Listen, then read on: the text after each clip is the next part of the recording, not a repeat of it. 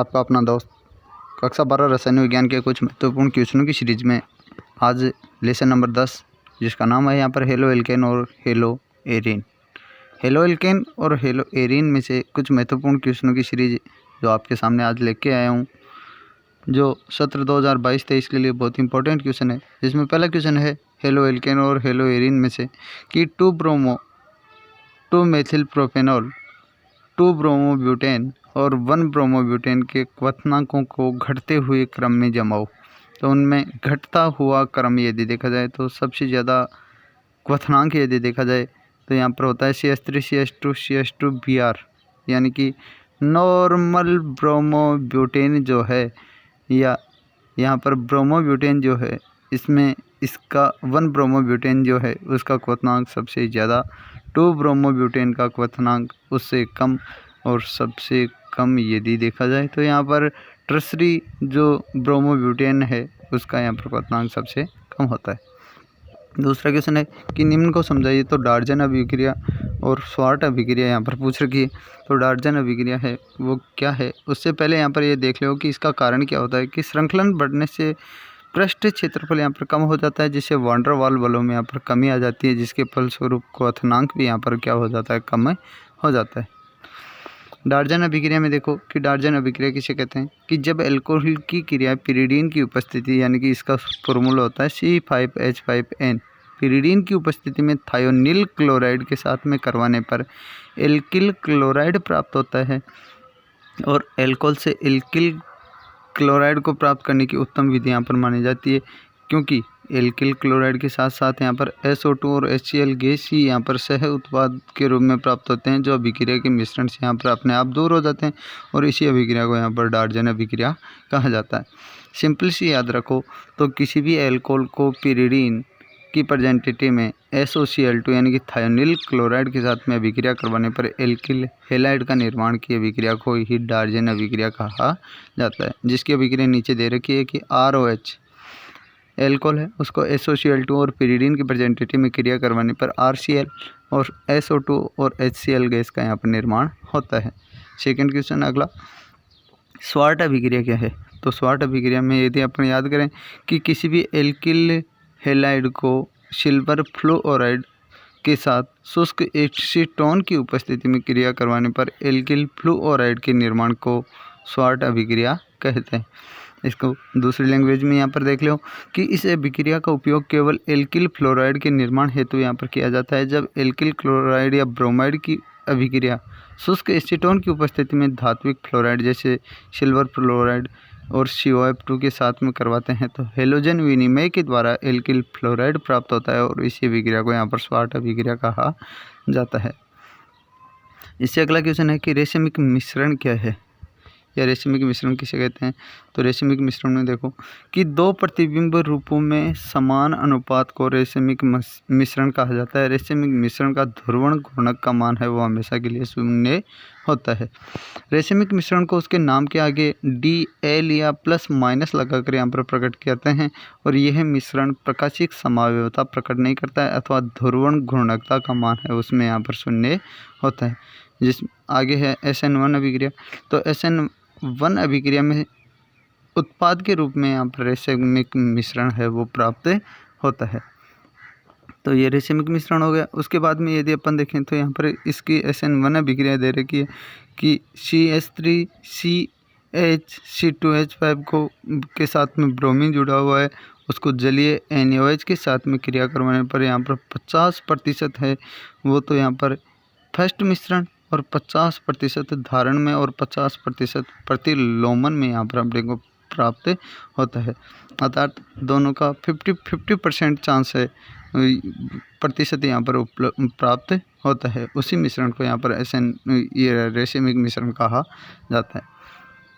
आगे SN1 की प्रतिक्रियाशीलता का कुछ क्रम दे रखा है, जिसमें कौन ज़्यादा क्रियाशील है।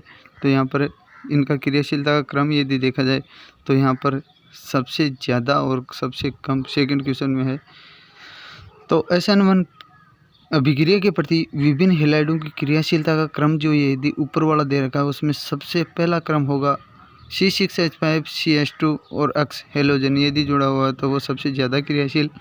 उसके बाद में CH2 double bond CH, OH2 OH नहीं है यहाँ पर, O अक्स जो दे रखा है ये है एलिलिक हैलाइड है, उससे कम क्रियाशील, और टर्शरी हैलाइड जो होते हैं उससे कम क्रियाशील, और लास्ट में सेकेंडरी हैलाइड उससे, और सबसे लास्ट में यहाँ पर सबसे कम क्रियाशीलता में यदि देखा जाए तो यहाँ पर प्राइमरी हैलाइड जो होते हैं वो सबसे कम क्रियाशील होते हैं।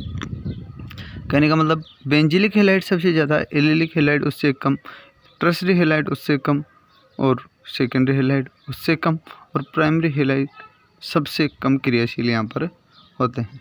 अगला क्वेश्चन फिनकेल-स्टाइन अभिक्रिया पूछ रही है, तो वो क्या है कि इस अभिक्रिया का उपयोग केवल एल्किल आयोडाइड के निर्माण में यहाँ पर किया जाता है जब एल्किल क्लोराइड और ब्रोमाइड की अभिक्रिया शुष्क एसीटोन की उपस्थिति में पोटेशियम आयोडाइड के साथ में करवाने पर एल्कीन आयोडाइड प्राप्त होता है। इसी अभिक्रिया को यहाँ पर फिनकेल-स्टाइन अभिक्रिया कहते हैं, जिसकी क्रियाविधि अभिक्रिया नीचे दे रखी है कि C2H5Br alkyl bromide ethyl bromide है, उसको C2H5Ca या NaI के साथ में शुष्क एसीटोन की उपस्थिति में यदि क्रिया करवाई जाती है तो C2H5I यानी कि आयोडाइड का निर्माण यहाँ पर हो जाता है। एल्किल फ्लोराइड की निर्माण की अभिक्रिया तो स्वार्ट अभिक्रिया थी, और ये एल्किल आयोडाइड के निर्माण की अभिक्रिया को यहाँ पर फिनकेल-स्टाइन अभिक्रिया कहते हैं। अगला है सेंडमायर अभिक्रिया।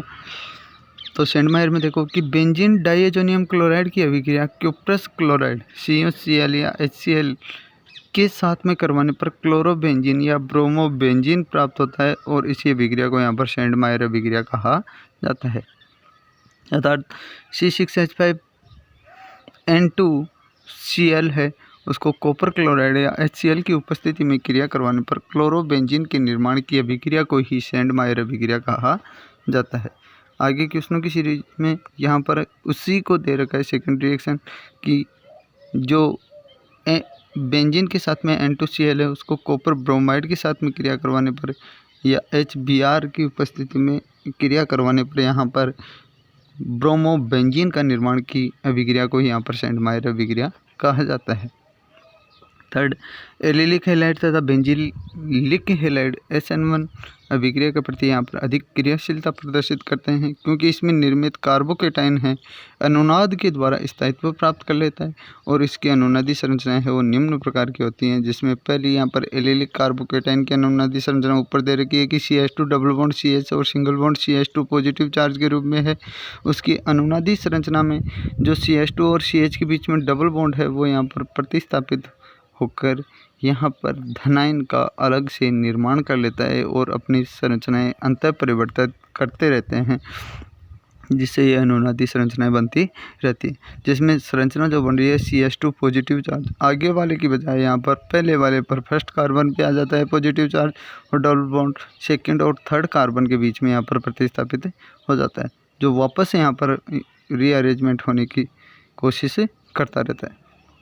अगला है बेंजिलिक कार्बोकेटाइन की अनुनादी संरचना यदि देखें तो अनुनादी संरचनाएं यहाँ पर बेंजीन के ऊपर CH2 ग्रुप जोड़ रखा है जिसमें पॉजिटिव चार्ज है, वो पॉजिटिव चार्ज जो होता है वो यहाँ पर जब सिंगल बॉन्ड होता है तो पॉजिटिव चार्ज होता है, पर जब यहाँ पर बेंजीन में उपस्थित 3 डबल बॉन्ड जो होते हैं वो अपने इलेक्ट्रॉन यहाँ पर कार्बन को दे देता है, जिससे यहाँ पर CH2 और कार्बन के बीच में डबल बॉन्ड प्रतिस्थापित हो जाता है, और ये फिर अपनी ये संरचनाएं अंतः परिवर्तित करके बेंजिलिक कार्बोकेटाइन की अनुनादी संरचनाओं का निर्माण करता है। आगे थर्ड क्वेश्चन है कि sp3CX आबंध युक्त यौगिकों के कुछ उदाहरण दीजिए। तो जिसमें sp3 संकरण हो और कार्बन हेलोजन आबंध युक्त कुछ यौगिकों के एग्जाम्पल यदि देखें तो प्राइमरी हैलाइड जो होते हैं उसमें sp3 संकरण होता है, सेकेंडरी हैलाइड में भी sp3 संकरण होता है, टर्शरी हैलाइड यदि अपन देखें तो उसमें भी यहाँ पर sp3 संकरण, एलिलन हैलाइड जो होते हैं उसमें भी sp3 संकरण, और बेंजिलिक हैलाइड में भी यदि देखा जाए तो उसमें भी sp3 संकरण पाया जाता है। कहने का मतलब कार्बन और हेलोजन के बीच में जो कार्बन है पास में हेलोजन के पास वाला कार्बन, उस पर यदि sp3 संकरण देखा जाए तो इन सभी में यहाँ पर sp3 संकरण का निर्माण होता है। सेकंड क्वेश्चन यहाँ पर धारण और प्रतिलोमन को समझाना है। और थर्ड क्वेश्चन है कि एरिल हैलाइड नाभिक स्नेही अभिक्रियाओं के प्रति कम क्रियाशील होते हैं, क्यों?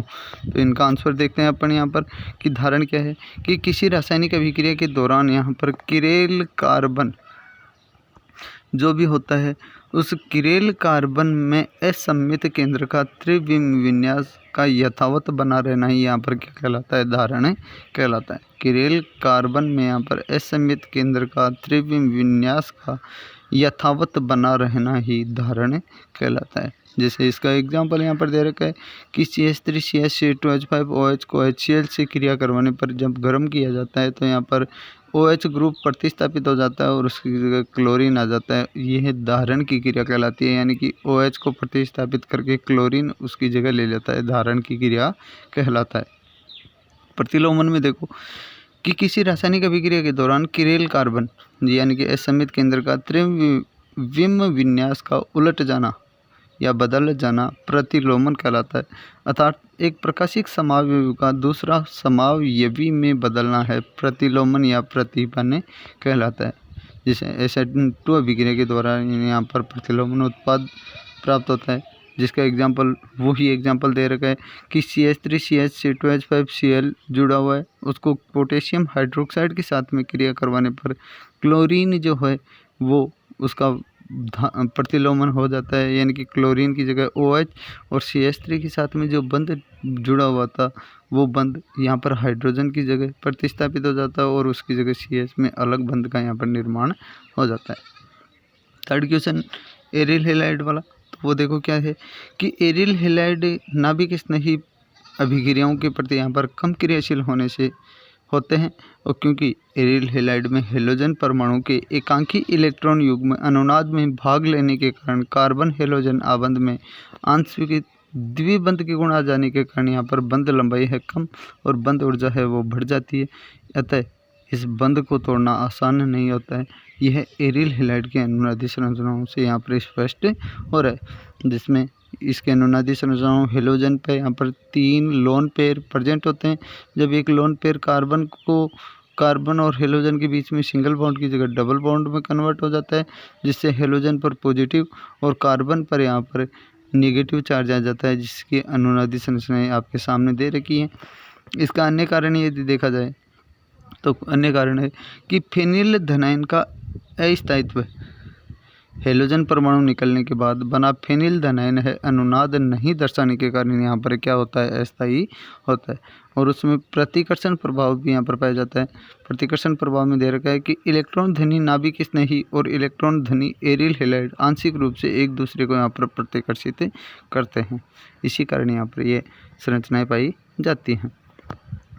फोर्थ क्वेश्चन है, जिसमें फोर्थ का फर्स्ट क्वेश्चन कि एथिल ब्रोमाइड से ग्रेन्यार अभिकर्मक निर्माण का समीकरण लिखिए।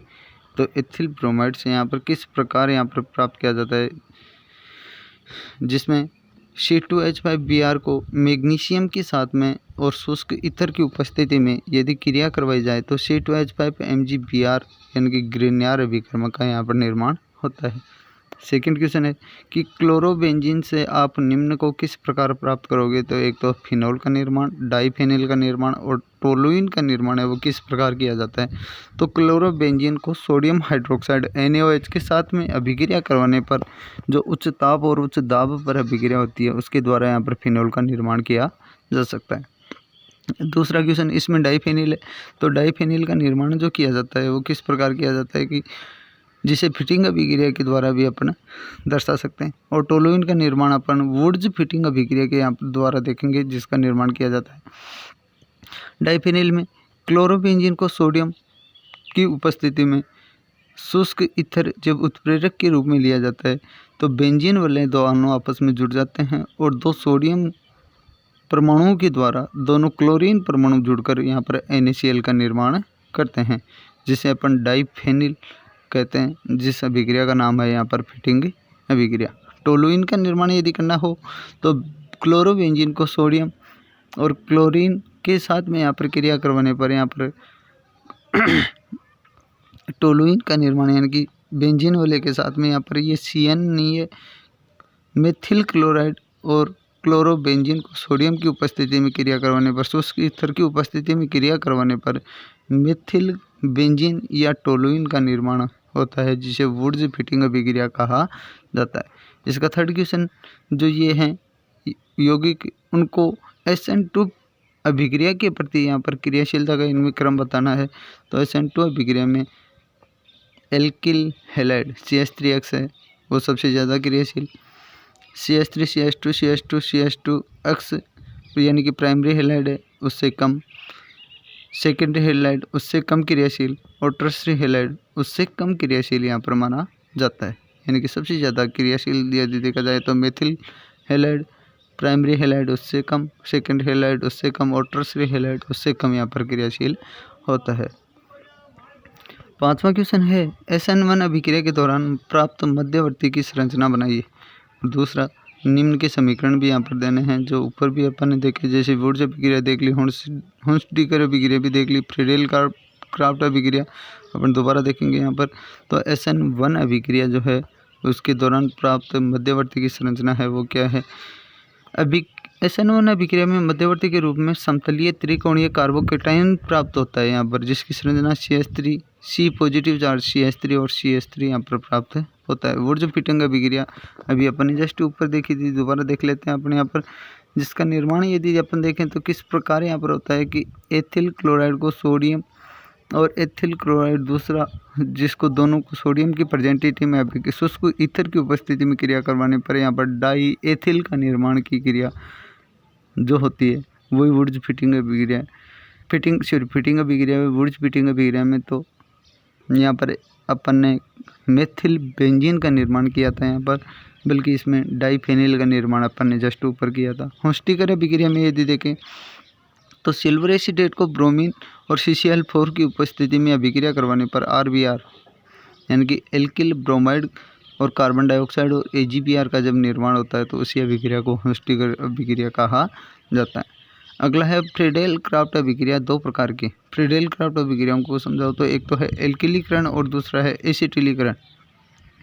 एल्किलीकरण में यदि देखा जाए तो क्लोरोबेंजीन को CH3Cl और एनहाइड्राइड की उपस्थिति में या AlCl3 की उपस्थिति में जब क्रिया करवाई जाती है तो क्लोरोटोलुइन का निर्माण यानी कि ऑर्थोक्लोरोटोलुइन और पैराक्लोरोटोलुइन की निर्माण जो होता है उसे ही फ्रीडेल क्राफ्ट एल्किलीकरण अभिक्रिया कहते हैं। कहने का मतलब क्लोरोबेंजीन के साथ में जब मेथिल ग्रुप जुड़ जाता है तो यहाँ पर ऑर्थोक्लोरोटोलुइन या पैराक्लोरोटोलुइन का निर्माण एल्किलीकरण।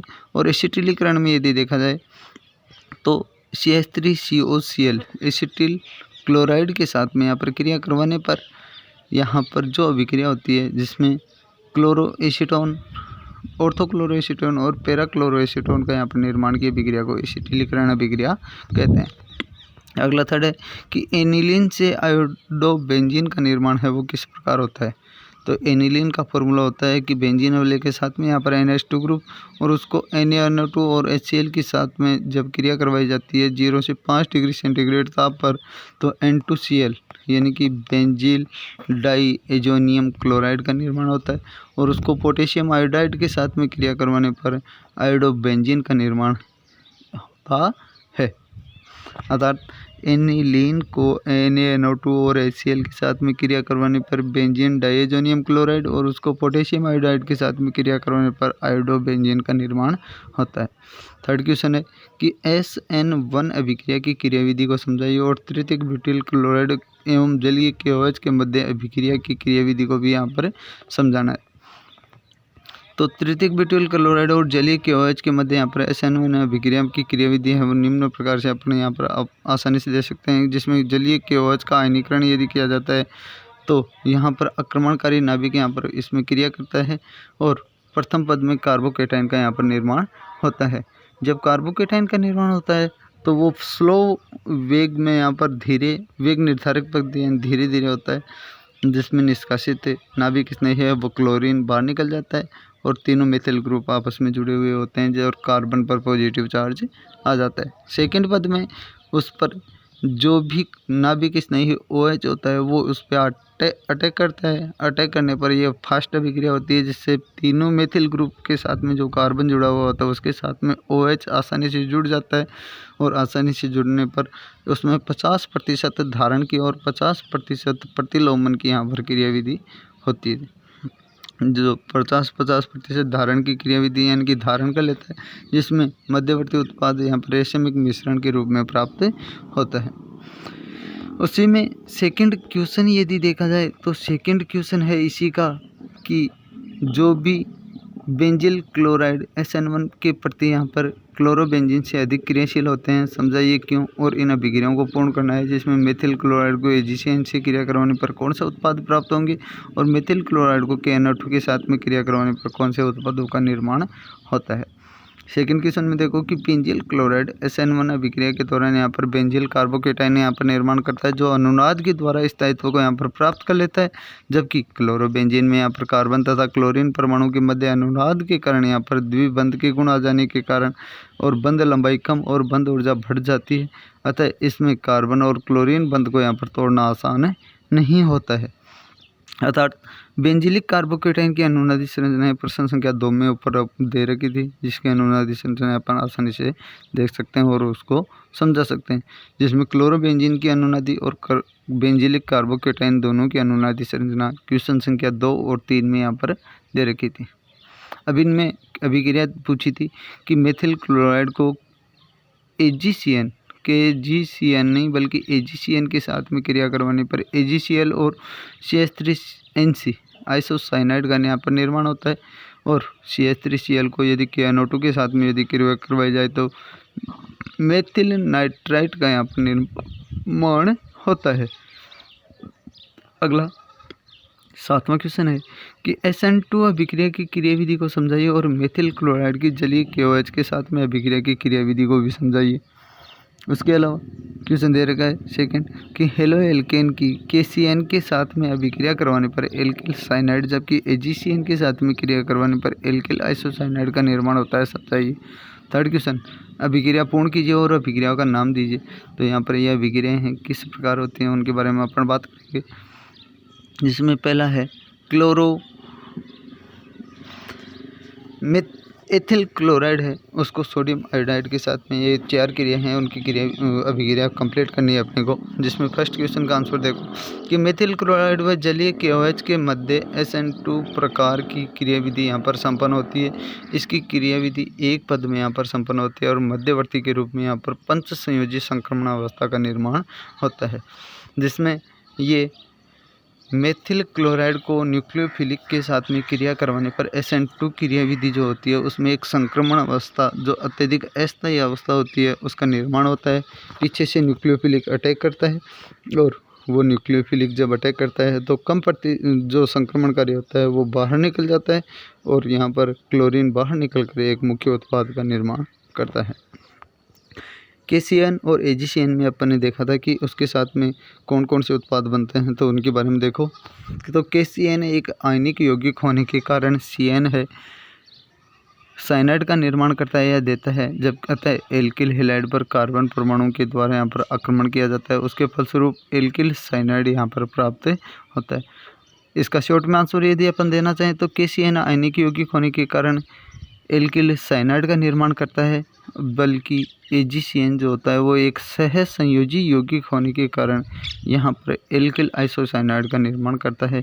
जिसकी दोनों की क्रियाविधियाँ अपन अभिक्रिया दे रखी है कि मेथिल क्लोराइड को KCN के साथ में क्रिया करवाने पर साइनाइड CH3CH2CN का निर्माण, बल्कि यहाँ पर AgCN के साथ में क्रिया करवाने पर CH3CH2NC का निर्माण होता है।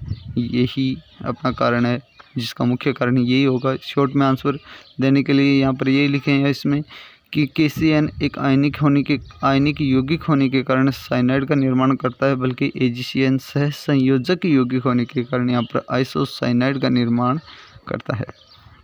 यह अभिक्रिया है वुर्ज-भिटिंग अभिक्रिया, जिसमें क्लोरोबेंजीन को यदि सोडियम के साथ में और मेथिल क्लोराइड के साथ में शुष्क ईथर की उपस्थिति में क्रिया करवाने पर टोलुइन का निर्माण जो होता है उसे वुर्ज-भिटिंग अभिक्रिया कहते हैं।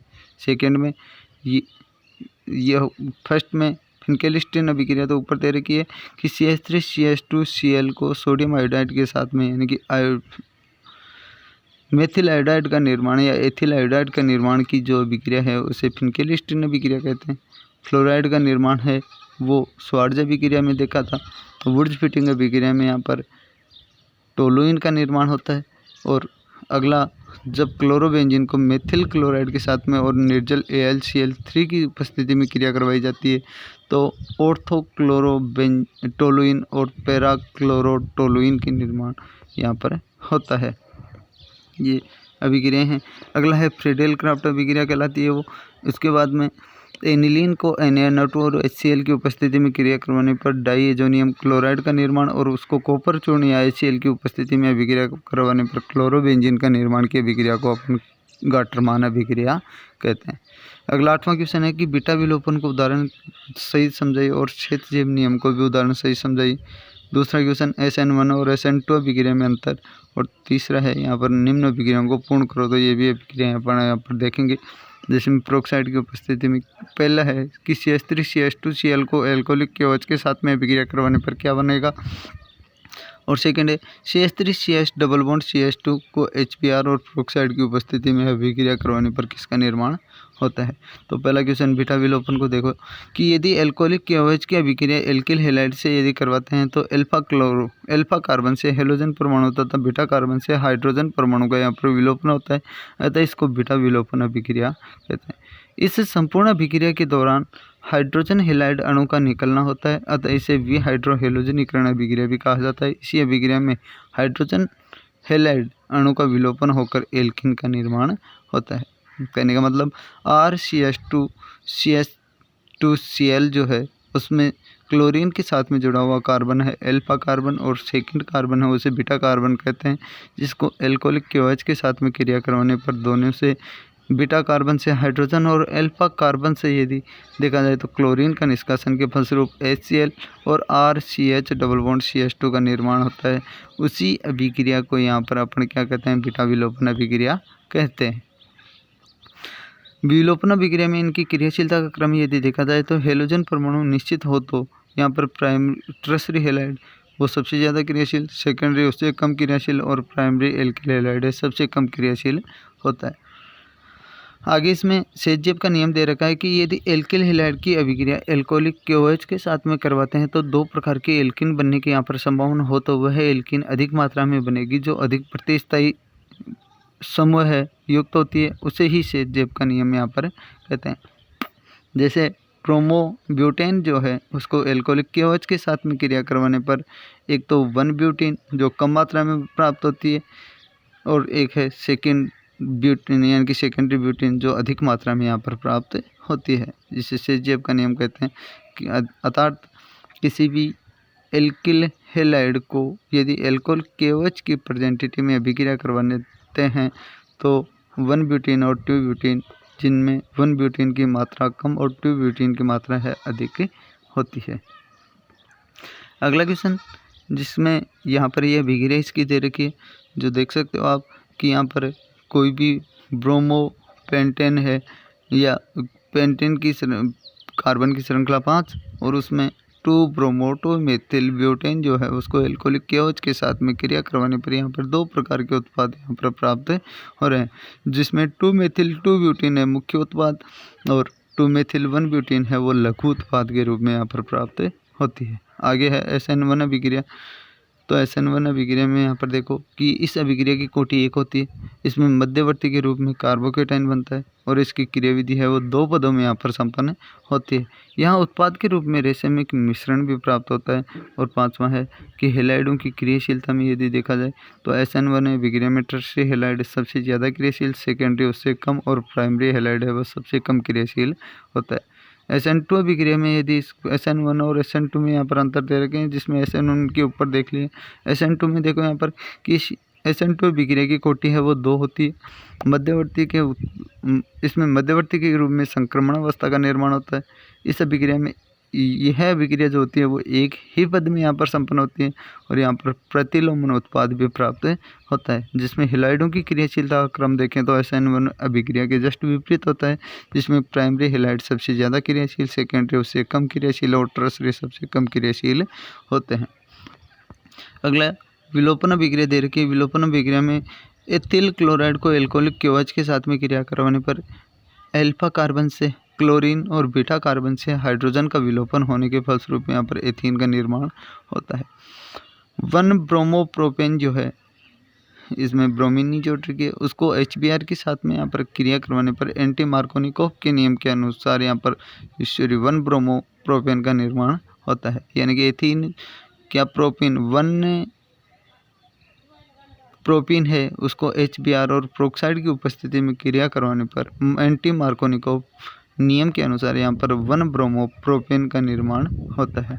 9वां क्वेश्चन कि 2 ब्रोमोब्यूटेन का जलीय NaOH और एल्कोहलिक NaOH के साथ में रासायनिक अभिक्रियाओं के समीकरण दीजिए और प्रत्येक का अभिक्रिया का प्रकार भी बताइए।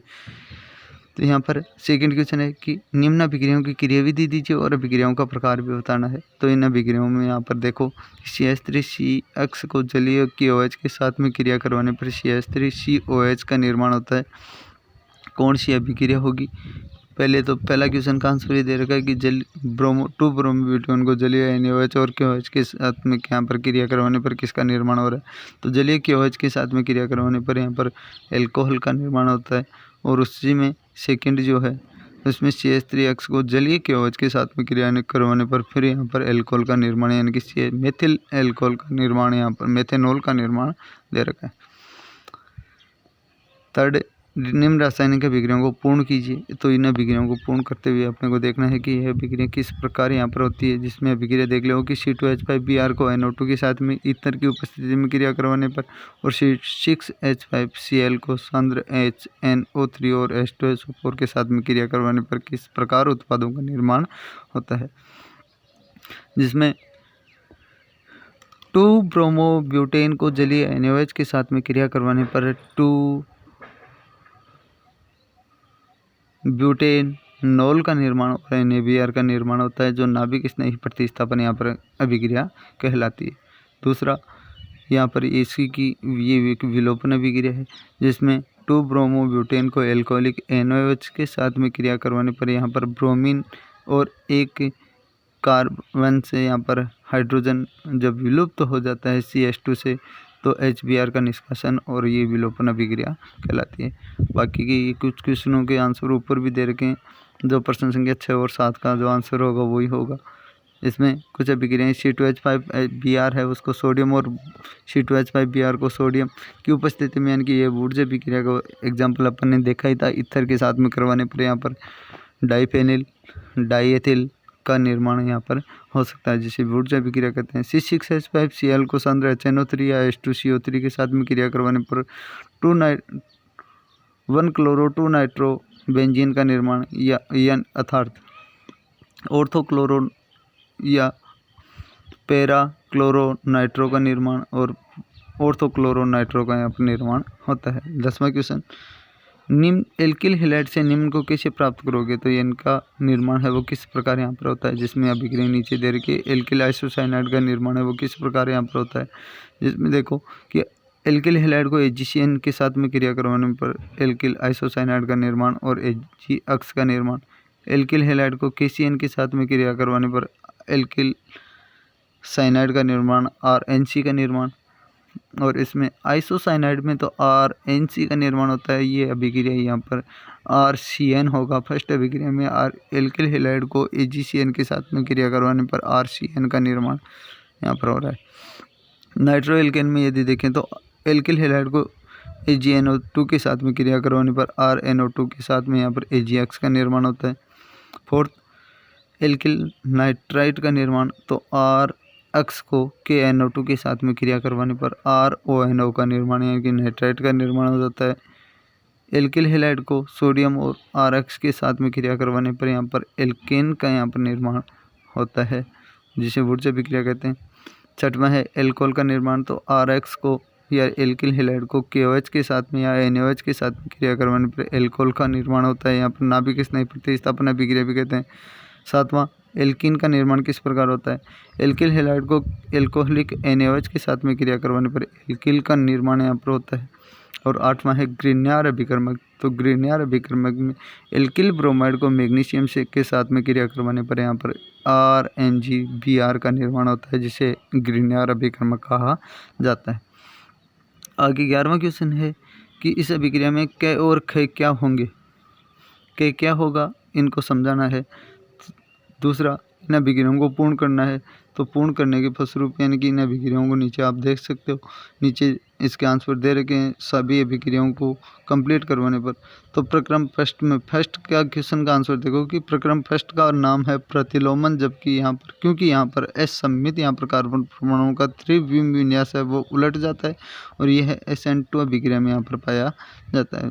जबकि सेकेंड प्रक्रम का नाम है वो धारण है, क्योंकि यहाँ पर असममित कार्बन परमाणुओं का त्रिविम विन्यास जो है वो यथावत बना रहता है।